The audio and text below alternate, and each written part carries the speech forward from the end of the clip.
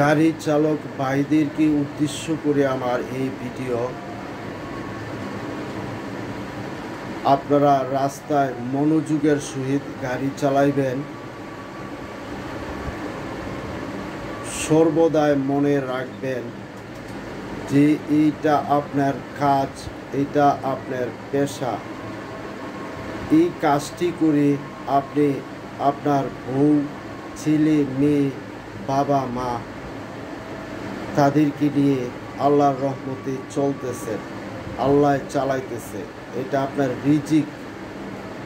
যত্ন সহকারে গাড়ি চালানোর চেষ্টা করবেন, কোনো রকম পাকনামি করবেন না। কারণ ওই রাস্তা শুধু আপনার নয়। আর বিশেষ করে যে বাস চালক, বাসের যে ড্রাইভার যারা আছেন, আপনারা ছোটো ছোটো যেসব গাড়ি আছে তাদেরকে কিছুই মনে করেন না। এটা আপনাদের একটা চরম বেয়াদবি। এবং চলমান রাস্তার গতি নষ্ট করে দেন। বামে গাড়ি রাখার পরে ফাট করে ডান দিকে গাড়ি লন। আপনার গাড়িটা অনেক লম্বা, আপনার ডান দিকে নেওয়ার পর পুরোটো রাস্তায় বন্ধ হয়ে যায়। কেন? এই রাস্তাটা কি আপনার একার? এইসব করার জন্য কি আপনার রাস্তায় নেমেছেন? আন্তরিকভাবে গাড়ি চালাইবেন। আপনি আপনার বড় গাড়ি, আপনাকে সকলেই ভয় পায়, আপনাকে এমনিতেই সকলেই সাইডে দেয়।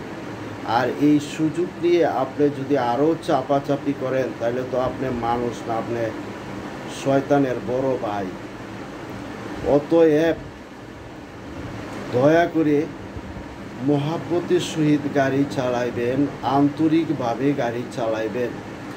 দেখবেন এই দেশের রাস্তাঘাটের অনেক উন্নতি হয়েছে। তবে আপনার চিন্তা ভাবনার আর গাড়ি চালানোর কেন উন্নতি হবে না? তবে কি আপনি অন্ধ? আপনি কি দেখেন না? ছোটো ছোটো রাস্তা হয়েছে, অনেক বড় বড় ভাঙাচোরা রাস্তা হয়েছে, ফিনিশিং বিমান পথের মতো। তো আপনার গাড়ি চালানোর কোয়ালিটি বদলানো উচিত কি উচিত না, এই বিষয়টা আপনি নিজে চিন্তা করবেন। ট্রান্সপোর্ট মালিকগণ যারা আছেন, আপনারা গাড়ির সঠিকভাবে জমা পেলেই আপনারা শান্তি। কিন্তু না, আপনাদের আরও একটি দায়িত্ব রয়েছে। গাড়ি বের হওয়ার সময় বলে দিবেন, এই সাবধানে গাড়ি চালাবে, দেখে শুনে গাড়ি চালাবে। এইসব কথাগুলা কিন্তু আপনাদের উপরে দায়িত্ব। এই কথাগুলা মনে হয় যে বাংলাদেশের ট্রান্সপোর্ট মালিকের অভাব নাই, মনে হয় না যে শতকরা 10 জনেও বলেন। তো সকলে এই বিষয়টা ওই ড্রাইভারদেরকে সচেতন করে দিবেন। আপনারা বিভিন্ন বিষয়াদি নিয়ে বাড়ি থেকে ড্রাইভারের সাথেও কথা বলে থাকেন, কথা শেষে এই কথাটিও বলে দিবেন, সাবধানে দেখে শুনে গাড়ি চালাইবেন। ধন্যবাদ। আসসালামু আলাইকুম রহমতুল্লাহি ওয়া বারাকাতুহু।